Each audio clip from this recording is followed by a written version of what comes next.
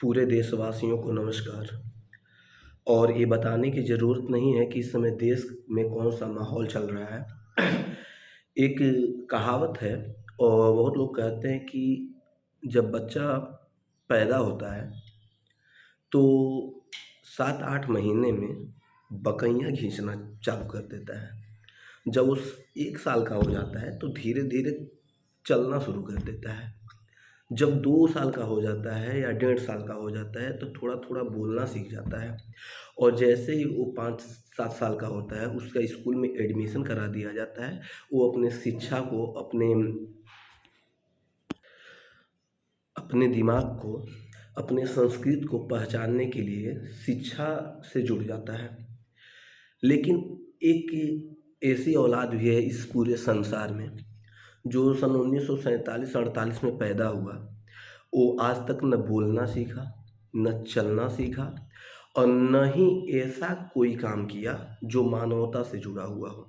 जी हाँ, हम बात उस भारत के बगल में एक कलंकित देश पाकिस्तान की कर रहे हैं, जो कि अपने नापाक हरकतों के लिए पूरे देश में जाना जाता है। सबसे पहले हम बता दें कि इस समय पूरे देश में एक डर का माहौल बना हुआ है और होना भी चाहिए। चाहे कोई भी देश हो, अगर उससे युद्ध की संभावनाएँ काफ़ी अधिक मात्रा में हो, तो ये डर बना होना चाहिए। और हमारे अंदर ये डर इसलिए नहीं है कि हम पाकिस्तान से कमज़ोर हैं। हम किसी भी मामले में पाकिस्तान से कमज़ोर नहीं हैं। चाहे सेना के मामले में, चाहे बल के मामले में, चाहे धन के मामले में, चाहे किसी भी मामले में हम पाकिस्तान से कमज़ोर नहीं हैं, बशर्ते एक मामले में हरामखोरी, जो उसको दबाने वाला पूरे विश्व में जो 193 देश हैं, उस 193 देश में अव्वल नंबर पे आता है। उसमें हम उससे कभी ना आगे हो पाएँगे, ना हम होना चाहते हैं। दूसरी बात, हमारे अंदर डर का माहौल इसलिए है क्योंकि हमारे देश के पास खोने के लिए बहुत कुछ है और उस औलाद के पास खोने के लिए एकमात्र चीज़ है और वो है कर्ज़। वो ये बात जानता है कि हम अगर इस दुनिया के नक्शे से ख़त्म हो जाएँगे, तो हम कहीं न कहीं कर्ज़ मुक्त जो हैं, उससे हमें छुटकारा मिल जाएगा और हमें कुछ देना-वोना नहीं पड़ेगा।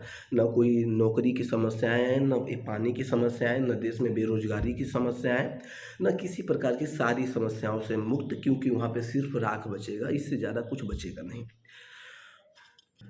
हमारे देश की ये परंपरा रही है कि हम किसी देश पे हमला नहीं करते हैं या फिर हम किसी भी सिविलियन को कभी न इतना होने के बाद भी, आप जानते होंगे सब लोग सोशल मीडिया के माध्यम से जुड़े हुए हैं, इतना होने के बाद भी हमारी सेना वहाँ के टेरर कैंपों पे हमला कर रही है, अभी सिविलियन पे नहीं।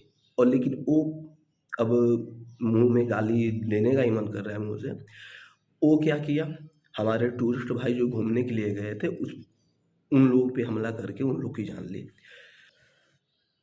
क्या भारत के पास क्षमता नहीं है वहाँ के सिविलियनों का जान लेने के लिए?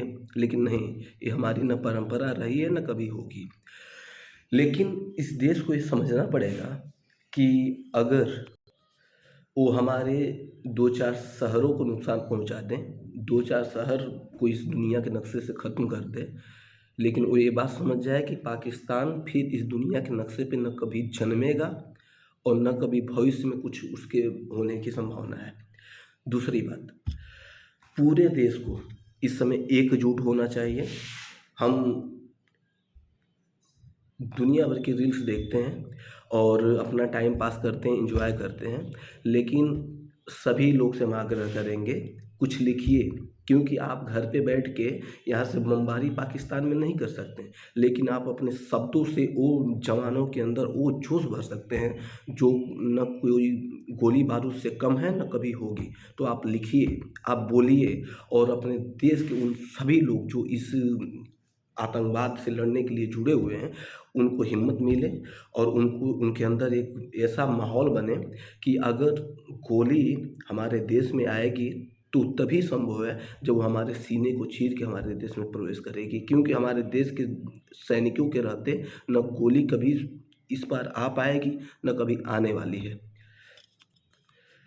अब यहाँ पे बात वो नहीं है कि हम इस झगड़े को यहाँ पे ख़त्म कर दें, क्योंकि आप जानते हैं कि जब से उसका जन्म हुआ है, तब से वो कुछ न कुछ करता आया है। हम कुछ जवाब देते हैं, वो 10 को मारता है, हम 100 को मारते हैं। लेकिन दिक्कत ये है कि वो 10 हमारे बेगुनाहों को, हमारे देश के सिविलियनों को मारता है, हमारे देश के आर्मियों जो वीर जवान हैं उनको मारता है। हम क्या मारते हैं? आतंकवाद को मारते हैं, उनके जो टेरर कैंपों को मारते हैं, उनके जो अड्डे हैं उसको नष्ट करते हैं। तो बड़ा अंतर है, अगर उनको हम 1000 मार दिए और हमारे देश का एक मासूम अगर मर गया, तो उसकी 1000 से ज़्यादा क्षति हमारे लिए है। तो ये हमें समझना पड़ेगा। तो यहाँ पे बात ख़त्म करने की नहीं है ये जो माहौल चल रहा है, लेकिन अभी सब कुछ शांति के लिए कर दिया जाए तो फिर वो अगले दिन वही काम करेगा और करता आया है। इसका ना कोई परिभाषा देने की ज़रूरत है, ना बताने की ज़रूरत है।